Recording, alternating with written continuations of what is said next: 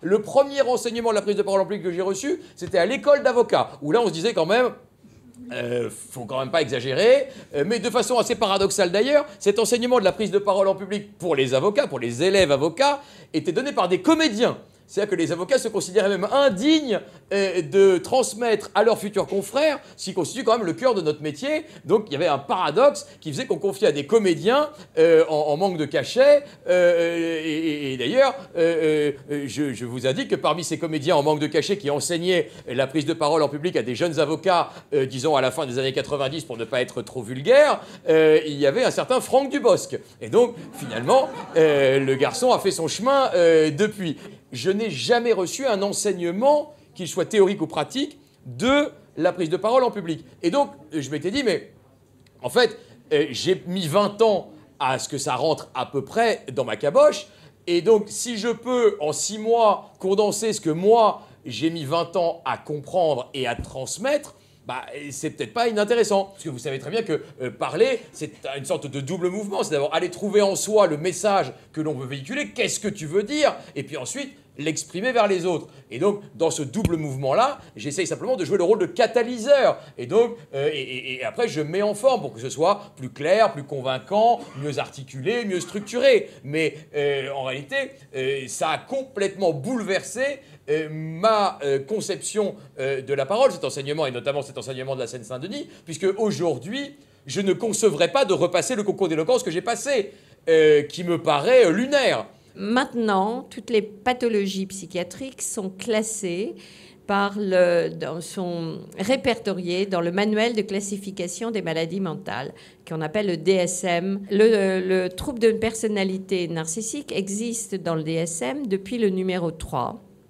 À l'origine, il était très centré sur la psychanalyse. Maintenant, il est très centré sur le narcissisme excessif qu'on appelle le narcissisme grandiose, dont Donald Trump est la caricature. Il coche absolument toutes les cases, abus de lui-même, a besoin que l'on parle de lui, a besoin de se valoriser. Mais ces gens-là, s'ils ont besoin d'en rajouter tellement, c'est qu'au fond, leur narcissisme est défaillant. C'est parce qu'ils ont une image fragile et même négative d'eux-mêmes qu'ils sont obligés de construire un mythe autour de ce qu'ils sont. Les narcisses vulnérables, il y a 2 types. Il y a un type avec une estime de soi basse. Au fond, ce sont des personnes qui ont quand même... C'est moins grave, on va dire. Ce sont des personnes qui ont quand même conscience qu'ils ne sont pas tout à fait à la hauteur de ce qu'ils voudraient donner à voir. Souvent, ces gens-là sont dans une séduction plaintive. Ils essaient de plaire tout en se posant un peu en victime. À côté de ça, parmi les narcisses vulnérables, on a un autre type qui est avec une estime de soi haute. Je pense que je suis le meilleur, mais que je suis injustement pas reconnu à ma valeur. Et que donc ces gens-là vont être plus dans un registre, ce que nous appelons sensitif, c'est-à-dire un petit peu parano, c'est-à-dire comment ça se fait que je ne sois pas au premier plan de la photo. Et la dernière catégorie de narcisses pathologiques, ce sont les pervers narcissiques, qui effectivement, il y en a. Et les pervers narcissiques, alors il n'y en a pas autant qu'on tente à le dire, mais réellement, il y en a certainement plus actuellement. Qu'est-ce qu'on peut faire pour ne pas fabriquer des récits, pour ne pas faire des interprétations qui produisent du crime et du meurtre de masse, parce qu'il y en a eu beaucoup récemment. Alors vous savez, je vais vous donner j'aime bien me référer à des textes. Il y a des textes de 1880. Je ne veux même pas dire son nom. Vous retrouverez son nom dans mon livre à 100 histoires, si ça vous intéresse. James Darmesteter, il est prof au Collège de France et il réfléchit à ce que c'est la guerre et à ce que c'est l'extermination. Et il distingue les deux. Et il dit simplement, vous voyez des guerres. Il y a toujours eu des guerres, il y a des guerres. Une guerre, elle commence, elle se développe, Elle se termine, il y a quelqu'un qui perd, quelqu'un qui gagne, il y a un accord qui se fait. Les guerres, elles peuvent être territoriales, elles peuvent être religieuses, elles peuvent être liées à la nourriture, il y a un tas de raisons. Et puis, il y a autre chose. Il y a la haine. Une haine sans fin. C'est lui qui parle, il utilise le mot inexpiable, qui est produit par l'idée sociale, écrit-il, de race. La race est une invention, une idée sociale moderne. Il dit quand il y a de la race, l'idée de race, que l'autre serait une race, il n'y a plus de guerre, il y a de l'extermination. Parce qu'il faut que la totalité, la radicalité de cette race disparaisse de la planète à tout jamais.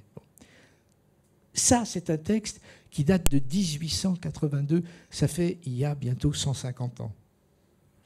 Et aujourd'hui, vous avez des grands pays modernes qui sont nos maîtres économiques et à penser. Et je vous dis les choses en toute... Parce qu'il ne faudra pas parler aussi intimement. Je ne fais pas partie de cette tradition française anti-américaine. J'ai rien contre les Américains, mais comme beaucoup d'entre nous, on est effarés de voir ce qui se passe aux États-Unis d'Amérique. Aujourd'hui, dans le discours du rapport à l'autre. Première question, où on se trouve? Sur le pont de Recouvrance. Ouais, très bien. On est sur le pont de Recouvrance, au-dessus d'une rivière qui s'appelle comment? La Pinfèle. Très bien. Et alors cette rivière de la Pinfèle, donc elle divise la ville de Brest en deux. Le quartier de Recouvrance, est-ce qu'il se trouve à droite ou à gauche? À gauche. À gauche, effectivement, c'est Recouvrance. À droite, donc c'est Brest, qu'on appelle Brest même. Pourquoi il n'y a pas beaucoup de gens, en fait? Qu'est-ce que c'est? Ouais. Très bien, c'est un centre militaire. Et qu'est-ce qu'on y construit dans ce centre militaire? Ou qu'est-ce qu'on y construisait? Ah ah! Des bateaux militaires, effectivement. Et lorsque les grands bateaux, il y en a moins, mais lorsque les grands bateaux veulent passer et que la marée est haute, en fait, ils ne peuvent pas passer. Alors comment on fait? Qu'est-ce qui se passe? Le pont, les voitures, il y avait un stop et le pont, il se levait. Très bien, donc c'est un pont levant. Et en fait, il monte jusqu'à 54 mètres. Et c'est quand même assez haut. Ici au château de Brest. Alors, château de Brest, déjà, est-ce que vous pouvez me donner une idée? Est-ce que vous savez à peu près en quel siècle on a retrouvé les premières fondations d'un château à Brest? C'était sous les Romains vers le 3e, 4e siècle après Jésus-Christ. Et ici, qui habite là, dans ce château, aujourd'hui? Une duchesse. Ah oui, la duchesse Anne, effectivement, est venue en vacances. Elle n'a pas tout à fait habité, mais elle est venue en vacances ici. Mais aujourd'hui, qui habite dans ce château? Personne. Enfin, qui habite, il n'habite pas vraiment là, mais... Personne. Bah si, il y a quand même quelqu'un dans ce château. C'est un château habité, je croyais. Ah ah. Ouais, alors c'est la Marine nationale, donc c'est un préfet, le préfet maritime, qui a ses bureaux ici. Alors il habite un peu plus loin, mais il a ses bureaux ici. Alors un préfet maritime, en fait, qui surveille donc l'espace maritime français, les côtes françaises. Donc ça signifie que, si vous voulez, le château de Brest, c'est le bâtiment militaire le plus ancien au monde.